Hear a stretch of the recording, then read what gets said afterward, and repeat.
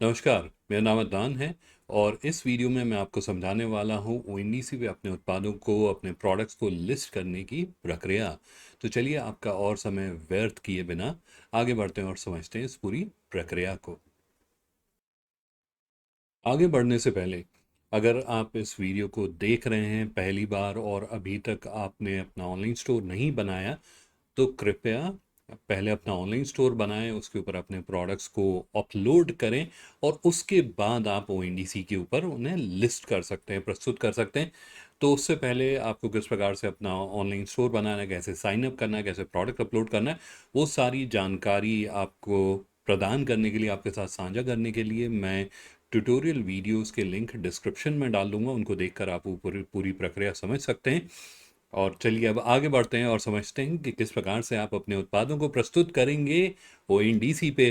तो जो सबसे पहला कार्य आपको करना है वो आपको अपने ऑनलाइन स्टोर का सेलर पैनल या कंट्रोल पैनल, जो भी आप उसे नाम देना चाहें, उसको खोल लेना है। ये सेलर पैनल एक डिमॉन्स्ट्रेशन अकाउंट का है जो कि आप अपने स्क्रीन के ऊपर देख रहे हैं। तो इसको हम लोगों ने खोल लिया है। अब जो दूसरा कार्य करना है, पहला कार्य तो हमने इसे अकाउंट सेलर पैनल को खोल लिया है।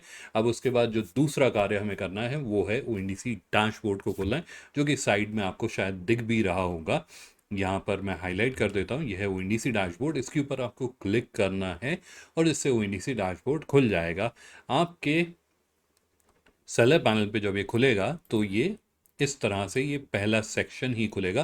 बाकी ये जो सारे स्टेप्स हैं वो डीएक्टिवेटेड होंगे, क्योंकि ये डिमॉन्स्ट्रेशन अकाउंट है और इस पर हमने पहले से ओएनडीसी इनेबल किया हुआ है, इसलिए आपको ये सारे स्टेप्स इनेबल्ड दिख रहे हैं।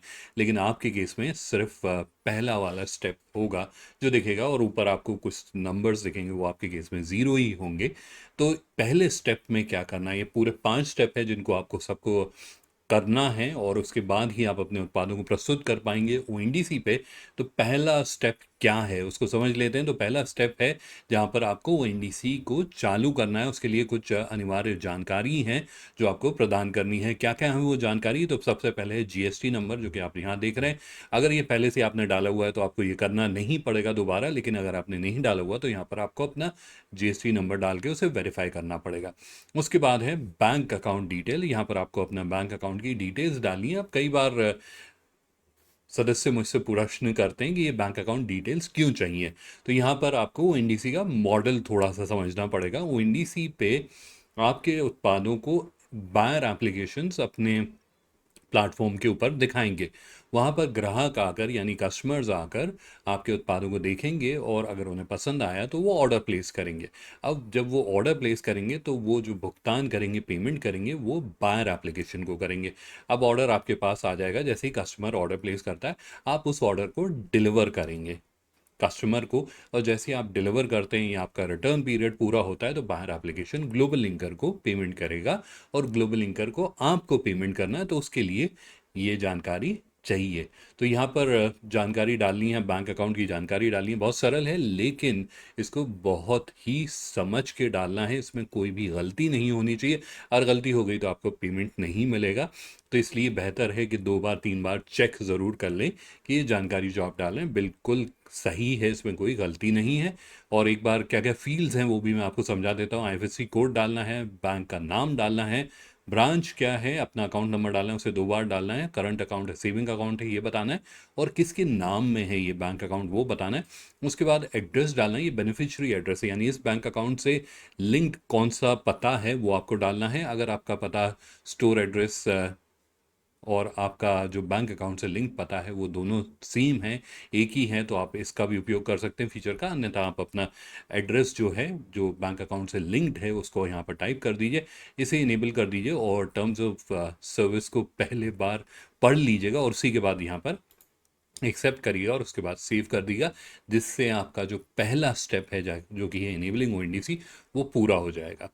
तो अब आगे बढ़ते हैं और जो दूसरे स्टेप पर आते हैं।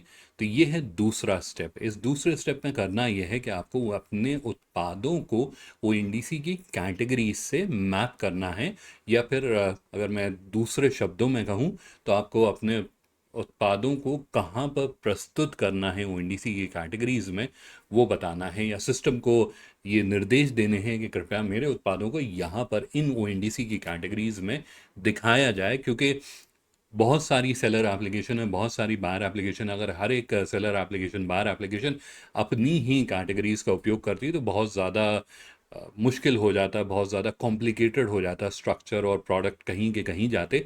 तो इसलिए ओएनडीसी ने अपनी कैटेगरीज और सब कैटेगरीज पूरी तरह से स्पेसिफाई करी हुई हैं, और आपको उन्हीं के अंदर अपने उत्पादों को बताना होता है कि मेरा उत्पाद इस कैटेगरी का है और यहाँ पर प्रस्तुत होना चाहिए। अब उसको करने के आपके पास दो विकल्प हैं। पहला विकल्प है कि अगर आपके पास ज़्यादा उत्पाद नहीं है तो आप उनको मैनुअली यानी एक एक करके भी कर सकते हैं। कैसे करेंगे वो मैं आपको बताता हूँ। तो यहाँ पर आप ये देख रहे हैं कॉलम है कैटेगरी का। अब यहाँ पर अगर आप देखेंगे ये कुछ प्रोडक्ट्स की मैंने करी हुई है। इस प्रोडक्ट को हम ले लेते हैं, ये है एक रनिंग शूज़। अब इसकी मुझे कैटेगरीज मैप करनी है, तो उसके लिए मुझे इस ऐड कैटेगरी आइकन के ऊपर क्लिक करना है, और यहाँ से क्योंकि ये फैशन का प्रोडक्ट है तो फैशन हम सेलेक्ट करेंगे, और उसके बाद यहाँ पर हमें शूज़ को सेलेक्ट करना है। तो यहाँ काफ़ी सारे आपको ये ऑप्शंस मिल जाएंगे। सो यहाँ पर शू रैक आ गए, ये गए स्पोर्ट्स शूज़ हैं ये, या आउटडोर शूज़ में भी आ सकते हैं, बट स्पोर्ट्स शूज़ का हम चयन करेंगे और सेव पर क्लिक कर देंगे, और इस प्रकार से आप कैटेगरी मैपिंग कर पाएंगे। ये थी एक प्रक्रिया, और ये आप तब कर सकते हैं जब आपके पास बहुत सारे प्रोडक्ट्स नहीं हैं कैटलॉग में। 10 से कम है तो तब आप कर सकते हैं, 10 से ज़्यादा है तो मैं सुझाव नहीं दूंगा कि आप इस प्रक्रिया से करें, लेकिन ये प्रक्रिया उपलब्ध है। तो ये तो हो गई एक प्रक्रिया, ये एक प्रोसेस जिसका आप उपयोग कर सकते हैं। दूसरा प्रोसेस जिसका आपको उपयोग करना चाहिए अगर आपके पास ज़्यादा प्रोडक्ट हैं और यकीनन आपके कैटलॉग बड़ा है, तो उस केस में आपको यहाँ पर ये ऑप्शन दिखेगा डाउनलोड एंड अपलोड का। मैं हाईलाइट कर देता हूँ, ये डाउनलोड अपलोड का ऑप्शन है। तो पहले आपको डाउनलोड करनी है फाइल, इस पर क्लिक करके एक एक्सेल फाइल डाउनलोड हो जाएगी, और फिर उसके माध्यम से आपको बताना है कि आपका ये उत्पाद किस कैटेगरी का है, किस सब कैटेगरी का है। मैं ये फाइल पहले से ही डाउनलोड कर चुका हूँ, तो मैं अपना स्क्रीन स्विच करता हूँ और आपको ये फाइल दिखाता हूँ। तो ये है कैटेगरी फाइल, मैंने थोड़ा जूम इन किया हुआ है ताकि आपको ये जानकारी थोड़े अच्छे से दिखे। अब यहाँ पर आप देखेंगे कई सारे कॉलम हैं, प्रोडक्ट आईडी का है, प्रोडक्ट कोड का है, प्रोडक्ट टाइटल समरी है, डिस्क्रिप्शन है, ब्रांड है, कैटेगरी है। ये सारे कॉलम सिर्फ जानकारी के लिए हैं ताकि आप उत्पाद को समझ पाएँ, और अगर आप समझ नहीं पाएंगे तो उसकी कैटेगरी मैपिंग अच्छे से नहीं कर पाएंगे। तो ये आपकी जानकारी के लिए, ताकि आप कंफ्यूज ना हो जाए कि कौन सा प्रोडक्ट है। तो ये सारी आपकी जानकारी के लिए ही हैं कॉलम। जो दो कॉलम जहां पर आपको ये कैटेगरी मैपिंग करनी है, यानी बताना है कि मेरा प्रोडक्ट किस कैटेगरी और किस सब कैटेगरी का है, उसके लिए ये दो कॉलम हैं, ये पेरेंट कैटेगरी और सब कैटेगरी है। अब यहाँ पर सवाल आता है कि ये जानकारी कहाँ से मिलेगी। वहाँ पर तो ड्रॉप डाउन्स थे, यहाँ पर तो वैसा कुछ दिख नहीं रहा है। तो उसके लिए आप यहाँ देखेंगे कि हमने एक ये लिंक दिया हुआ है फाइल का, इसका आपको उपयोग करना है, और इसमें आपको कैटेगरी और सब कैटेगरी मिल जाएंगे। मैं ये फाइल आपको दिखा देता हूँ। तो ये है वो फाइल जो आप उस लिंक से खोल पाएंगे। अब यहाँ पर आपको कैटेगरी और सब कैटेगरी मिलेंगे। अब उदाहरण के लिए हम चूज़ करते हैं ब्यूटी एंड पर्सनल केयर। तो यहाँ जैसे हमने चयन करा, उसके बाद आपको ये यहाँ पर सारी सब कैटेगरीज मिल गई। अब जैसे उदाहरण के लिए ब्यूटी एंड पर्सनल केयर का प्रोडक्ट है, तो हमने इसे कॉपी करा और यहाँ पर कैटेगरी में हमने डाल दिया ब्यूटी एंड पर्सनल केयर, और सब कैटेगरी मान लीजिए बाथ सोप्स एंड जेल है, तो हम इस तरह से इसे कॉपी पेस्ट कर देंगे। जो सिंपल है, कॉपी पेस्ट करना है, लेकिन इसे ध्यान से करिएगा। कभी आपने गलत कैटेगरी मैप कर दी तो उससे भी आपके प्रोडक्ट सही जगह पे नहीं दिखेंगे, ऑर्डर विजिबिलिटी पे भी होगा। और बायर एप्लीकेशंस फ्रीक्वेंटली चेक करती हैं प्रोडक्ट की कंटेंट की क्वालिटी, और उसके इसमें आपके कंटेंट को रिजेक्ट कर सकते हैं, ब्लैक लिस्ट कर सकते हैं। तो इसलिए बेहतर है कि इस सिलेक्शन को ध्यान से करें। अगर आप कंफ्यूज्ड हैं, आपको समझ में नहीं आ रहा कि मेरा प्रोडक्ट किस कैटेगरी में जाना चाहिए, तो तब मेरा सुझाव आपके लिए ये होगा कि आप हमारी हेल्प डेस्क से संपर्क करें, उनको बताएं कि मैं कंफ्यूज हूँ, मेरा ये प्रोडक्ट है, और हमारी हेल्प डेस्क आपको बताएगा, आपको समझाएगा कि किस कैटेगरी के अंदर आपको अपने उत्पादों को लिस्ट करना चाहिए। तो एक बार आपने प्रोडक्ट और सब कैटेगरी यानी ओएनडीसी पेरेंट कैटेगरी और सब कैटेगरी, इन दोनों कॉलम्स को अपडेट कर दिया है, उसके बाद इस फाइल को सेव करना और अपलोड कर देना। एक और पॉइंट, स्क्रीन को स्विच करने से पहले, ये जो पॉइंट है या ये जो कार्य हम लोग कर रहे हैं, जहाँ पर हम वो अपने उत्पादों को ओएनडीसी की कैटेगरी से मैप कर रहे हैं, अगर आपने ये कार्य नहीं किया हुआ है तो आप अपने उत्पादों को प्रस्तुत नहीं कर पाएंगे, यानी आगे के जो भी स्टेप्स हैं वो नहीं काम करेंगे अगर आपने ये काम नहीं किए हुए। यानी आपने अगर कैटेगरी मैपिंग नहीं करी हुई, तो जो इसके बाद के 3 स्टेप हैं, हम दूसरे स्टेप पर हैं, 5 स्टेप का प्रोसेस है, तो जो इसके बाद के 3 स्टेप हैं वो एक्टिवेट ही नहीं होंगे, वो कार्य ही नहीं करेंगे अगर आपने ये कैटेगरी मैपिंग नहीं करी है। तो बहुत ज़रूरी है। और अगर ऐसा कोई उत्पाद है, ऐसा कोई प्रोडक्ट है जिसको आप लिस्ट नहीं करना चाहते, तो उस केस में ये कैटेगरी मैपिंग मत करिएगा, ताकि वो आगे के स्टेप्स भी उस पर एक्टिवेट नहीं होंगे। जिस प्रोडक्ट पे आप ये कैटेगरी मैपिंग करेंगे उन्हीं में जो आगे के स्टेप्स हैं वो एक्टिवेट होंगे। तो ये फाइल आपने अपडेट कर ली, उसके बाद इसे सेव कर लीजिए और उसके बाद जाकर वहाँ से अपडेट कर दीजिए। चलिए वापस सेलर पैनल पर चलते हैं और वहाँ से समझते हैं कहाँ से आपको इसको अपडेट करना है, यानी अपलोड करना है इस फाइल को। तो हम सेलर पैनल पर आ गए हैं और यहाँ पर आपको ये विकल्प दिखेगा अपलोड का। यहाँ से आपको इसको फाइल को अपलोड कर देना है और एक बार ये फाइल अपलोड हो जाएगी, और इसका थोड़ा आपको समय देना होगा, डिपेंडिंग करता है कितने उत्पाद हैं आपके। तो एक बार ये सारे प्रोडक्ट प्रोसेस हो जाते हैं तो उसके बाद ये अपलोड हो जाएगा, और अपलोड होने के बाद आपके आगे के स्टेप्स एक्टिवेट हो जाएंगे। अब जो अगला स्टेप यहाँ पर है वो है मैंडेटरी डेटा का। यहाँ पर आप इसे इस तरह से बल्क में कर सकते हैं, लेकिन यहाँ पर एक एक्सपर्ट एडवाइस और सजेशन जो मैं आपको देना चाहूँगा कि भले ही आपका कैटलॉग बहुत बड़ा हो, आपके पास हज़ारों प्रोडक्ट हैं जिनको आपको अपडेट करना है, लेकिन एक प्रोडक्ट को मैनुअली अपडेट करिएगा। और अपडेट करने का प्रोसेस भी बहुत सिंपल है। आप यहाँ पर क्लिक करिए और इस तरह से ये पॉपअप खुलेगा। अब यहाँ पर आपको जाना है प्राइस एंड वेरिएंट पर, और यहाँ पर इस आइकन को क्लिक करना है और यहाँ पर थोड़ा सा स्क्रॉल डाउन करेंगे तो यहाँ पर आपको दिखेगा ONDC रिलेटेड डिटेल्स। इसको जैसे ही एक्सपैंड करेंगे तो यहाँ पर आपको दिख जाएगा manufacturer packer name, manufacturer packer address, month and year of manufacture, net quantity, और जो भी मैंडेटरी वैल्यू है, आइडेंटिफायर है, उसको आपको देना। ये हर कैटेगरी का अलग अलग होता है, लेकिन एक बार इन सारी फील्ड्स को समझ लेते हैं।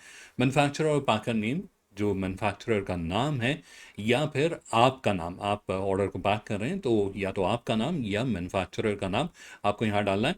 उसके बाद month and year of manufacture, तो मैन्युफैक्चरर पैकर एड्रेस उसके बाद अगली फील्ड है। तो मैन्युफैक्चरर का एड्रेस अगर आपके पास है तो वो डालिए, अगर नहीं है तो अपना एड्रेस डालिए। उसके बाद month and year of manufacture, मुझे नहीं लगता इसके लिए थोड़ा विस्तार में बताने की ज़रूरत है, किस महीने और किस साल में उत्पाद का मैन्युफैक्चर हुआ था वो आपको डालना है। और नेट क्वांटिटी क्या है वो आपको डालना है, और यूनिट का ज़रूर आपको चयन करना है, अगर नहीं करेंगे तो उत्पाद लिस्ट नहीं होगा। और यूनिट ये है, जैसे 1 यूनिट है तो 1 डज़न है, 1 ग्राम है, किलोग्राम है, लीटर है, मिलीलीटर है, वो आपको यहाँ से चयन करना है। उसके बाद आपको यहाँ पर फील्ड दिखेंगी। अब फैशन का ये प्रोडक्ट है जिसको हम देख रहे हैं, तो इसलिए HS कोड है जो कि अनिवार्य है फैशन के लिए। उसके अलावा हर कैटेगरी का अलग है, जैसे इलेक्ट्रॉनिक्स में G10 है, ग्रॉसरी आइटम्स में, ब्यूटी पर्सनल केयर में EN कोड्स हैं, और अगर नॉन ब्रांडेड आइटम है तो कोई भी अलग यूनिक आइडेंटिफायर आप सेलेक्ट कर सकते हैं। वो कैटेगरी टू कैटेगरी अलग अलग होगा, लेकिन सिस्टम आपको समझा देगा। अब मेरा सुझाव आपके लिए ये था कि एक उत्पाद को मैनुअली इस तरह से, आगे ये 4-5 फील्ड्स हैं, इसके अंदर इन्फॉर्मेशन डालें, उसके बाद डालने के बाद नीचे स्क्रॉल करें और सेव पर क्लिक करके इसको अपडेट कर दें। तो ये इस तरह से अपडेट हो जाएगा। उसके बाद हमें इसे क्लोज कर देना है, तो ये अपडेट हो गया। तो इस तरह से आपको एक प्रोडक्ट में डाल लेना है जानकारी। उसके बाद आप यहाँ से जाकर इस डाउनलोड CSV का उपयोग करके एक एक्सेल फाइल को डाउनलोड कर लीजिए। मैंने पहले से ही डाउनलोड कर रखी, तो चलिए अब उस फाइल को देखते हैं और समझते हैं उसमें जानकारी कैसे अपडेट करनी है। तो ये वो फाइल है जो आप डाउनलोड करेंगे, और शायद ये फाइल आपको फेमिलियर भी लगे। ये भी वही फाइल है जिसके माध्यम से आप प्राइस और इन्वेंट्री अपडेट करते हैं। इस फाइल में आपको एक्सट्रीम राइट साइड की तरफ आपको स्क्रॉल करना है, तो यहाँ पर आपको ये कॉलम्स दिख जाएंगे। ONDC वाले जिनको हम लोगों ने अभी देखा था वो अब कॉलम के शेप में है।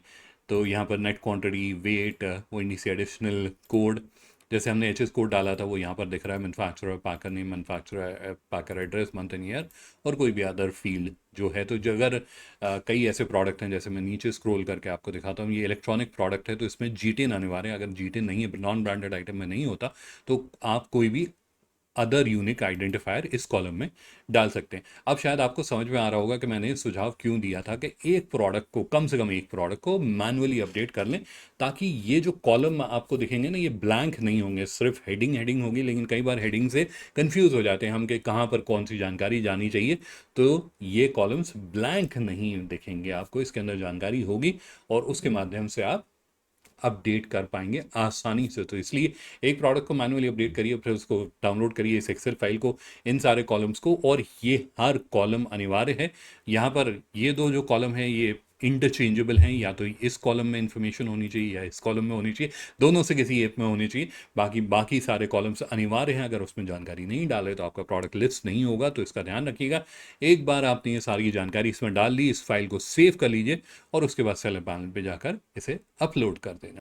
तो हम सेलर पैनल पे आ गए हैं और यहाँ पर आपको ये ऑप्शन दिखेगा, बल्क एडिट CSV। इस ऑप्शन के माध्यम से आपको इस फाइल को, जब आपने अपडेट कर दिया, उसमें सारी जानकारी डाल दी, उसके बाद उसे अपलोड कर देना है। अपलोड करने के बाद आपको आगे बढ़ना है और अगले स्टेप को पूरा करना है, लेकिन उससे पहले अपलोड हो जाना चाहिए। आपको उसका थोड़ा समय देना पड़ेगा और वो भी निर्भर करेगा कि कितने उत्पाद आप अपडेट कर रहे हैं। तो कुछ सेकंड या कुछ मिनट लग सकते हैं। वो जब प्रक्रिया पूरी हो जाए उसी के बाद आप अगले स्टेप पर, हर एक प्रक्रिया को जब वो पूरा हो जाए, आपको यहाँ सक्सेस नोटिफिकेशन दिख जाए, उसी के बाद अगले स्टेप पर जाइएगा। तो अब आ जाएंगे हम स्टेप नंबर 4, जो कि मैप वेरिएंट एट्रीब्यूट्स। अब ये आपको, ये पांचों में ये ब्लू ब्लू में है, लेकिन ये ग्रे में क्यों है?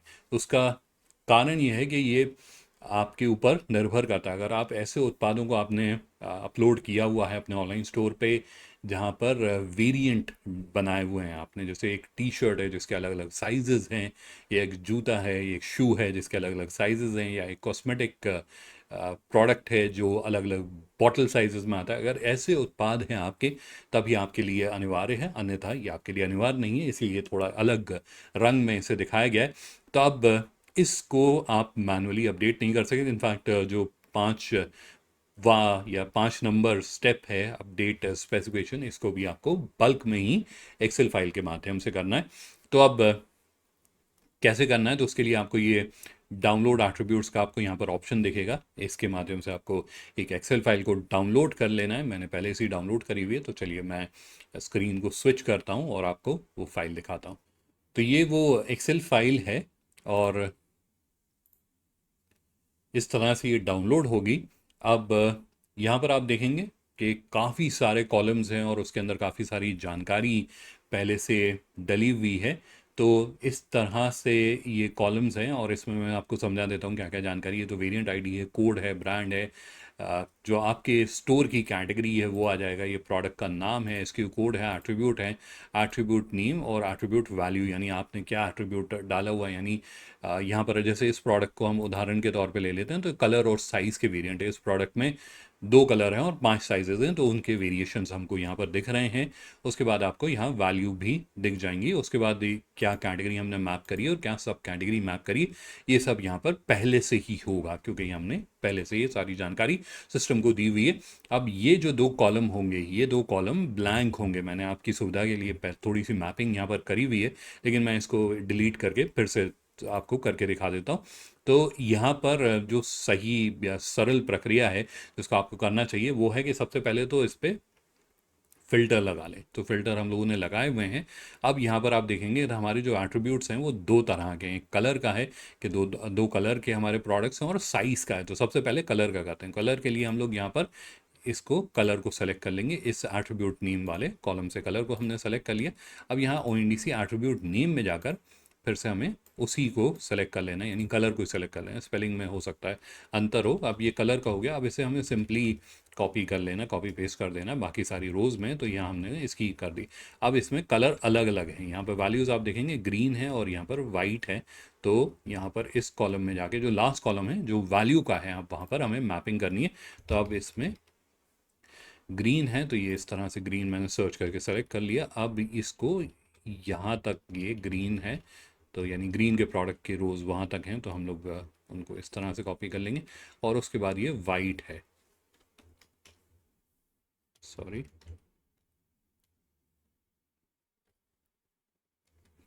सो वाइट आ गया। अब इसको ऐसे कॉपी कर सेलेक्ट कर लिया। अब उसके बाद इसको पेस्ट कर देंगे। तो इस तरह से आप काफ़ी सरलता से कर पाएंगे। अब ये कलर तो हो गया, अब इसके बाद अगला हमारे पास साइज़ था।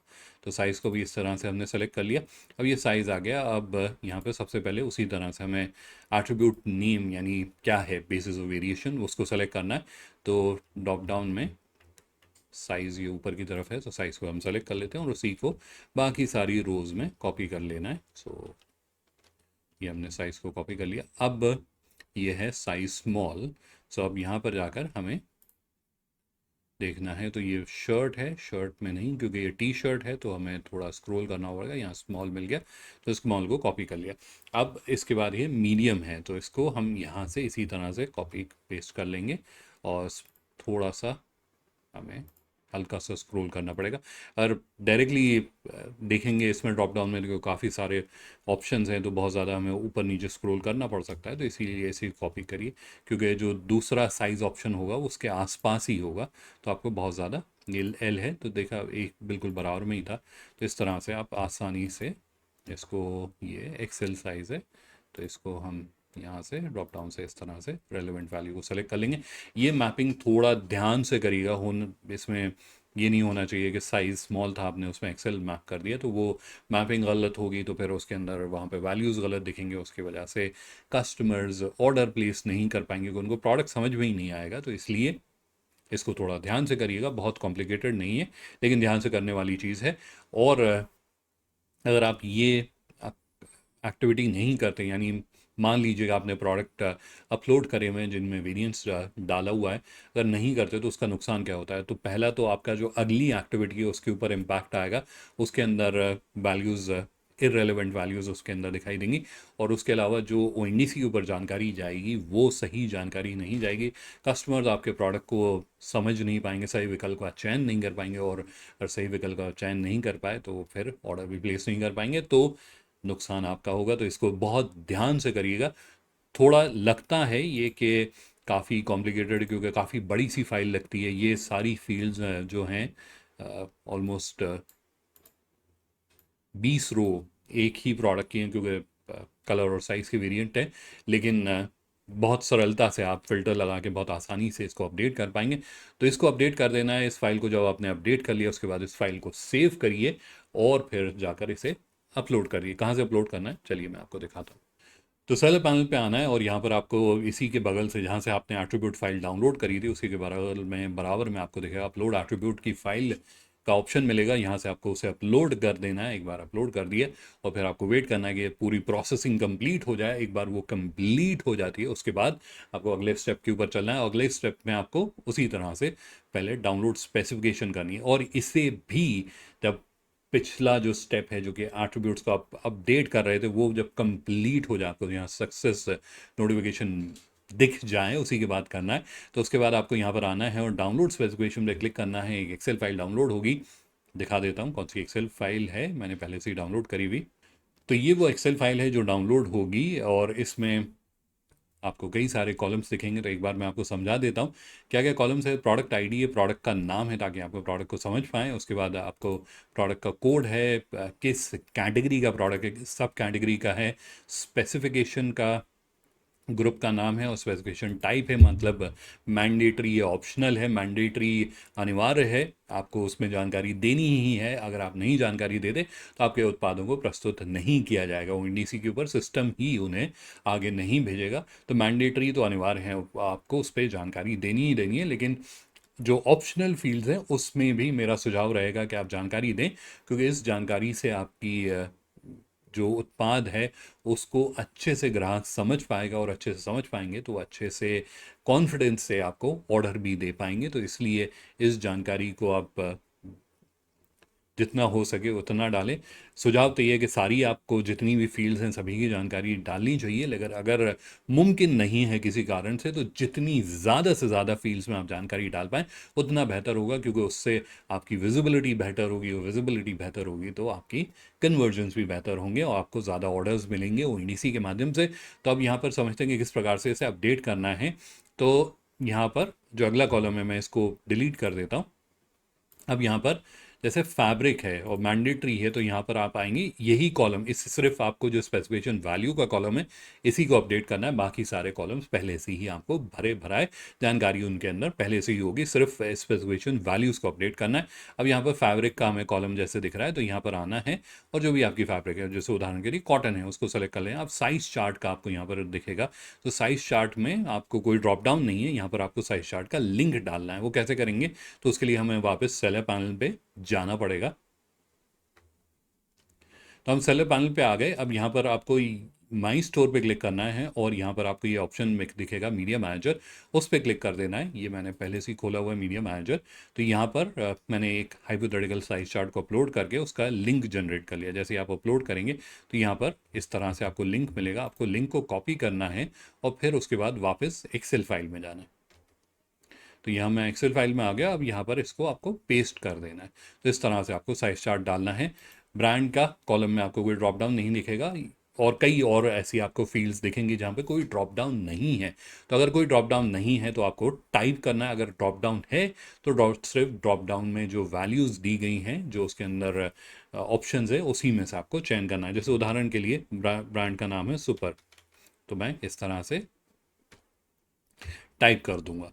अब अगली फील्ड आ गई हमारी केयर इंस्ट्रक्शन। यहाँ पर भी कोई ड्रॉप डाउन नहीं है तो हम उसे टाइप कर सकते हैं। वॉश टाइप में आएंगे तो वॉश टाइप में यहाँ पर आपको wash type clean, heavy, light जो भी हम सेलेक्ट कर सकते हैं। उसके बाद वेट वगैरह है, फीचर्स हैं। तो अब यहाँ पर हम आएंगे तो फीचर्स में देखिए आप कई सारे फीचर्स हैं, तो उसमें से जो भी रेलेवेंट फीचर है आप उसका सेलेक्ट कर लीजिए। फैब्रिक फिनिश में आएंगे तो इस तरह से सेलेक्ट कर लीजिए। और जैसे ओकेजन में आएंगे तो यहाँ पर ये अलग ऑप्शंस हैं, तो इसमें से आपका जैसे फॉर्मल है, फेस्टिवल है, पार्टी है, कैजुअल है, इस तरह से चयन कर लीजिए। लेकिन यहाँ पे महत्वपूर्ण पॉइंट ये है कि कई आपको ऐसी फील्ड दिखेंगी जिसमें कोई टॉप डाउन वैल्यू नहीं है, तो वहाँ पर आपको अपनी वैल्यू टाइप करनी है। जैसे वेट है, डायमेंशंस हो गई, उसमें कोई ड्रॉप डाउन वैल्यू नहीं मिलेगी, तो आपको अपनी वैल्यूज़ टाइप करनी है। जहाँ पर ड्रॉप डाउन वैल्यूज़ हैं आपको ड्रॉप डाउन वैल्यू का ही चयन करना है, किसी और वैल्यू को वहाँ पर टाइप मत करिएगा, नहीं तो फिर आपके उत्पादों को प्रस्तुत नहीं किया जाएगा, सिस्टम ही उन्हें फिल्टर आउट कर देगा। तो इस फाइल को आपको अपडेट कर देना है। एक बार आपने ये फाइल अपडेट कर दी, उसके बाद आपको सेलर पैनल पे जाना है और वहाँ से इस फाइल को अपलोड कर देना है। कहाँ से अपलोड करना है, चलिए मैं आपको बताता हूँ। तो वापस हम ONDC डैशबोर्ड पे आ गए और यहाँ पर आपको ये ऑप्शन दिखेगा अपलोड स्पेसिफिकेशन का। यहाँ से इस फाइल को अपलोड कर देना है और उसके बाद जब इसकी प्रोसेसिंग कंप्लीट हो जाएगी तो उसके बाद आप लिस्ट कर पाएंगे अपने प्रोडक्ट्स को ONDC के ऊपर। उसके लिए आपको यहाँ पर ये ऑप्शन दिखेगा लिस्ट वाला। तो ये एक्टिवेट तभी होगा जब इस प्रोडक्ट में जितनी भी कमियाँ थी आपने सारी मैपिंग वगैरह कर दी है, तो ये जब एक्टिवेट हो जाएगा तो यहाँ से इसको ऑन करके आप लिस्ट कर सकते हैं अपने प्रोडक्ट्स को। आप इन्हें बल्क में भी सेलेक्ट करके लिस्ट कर सकते हैं।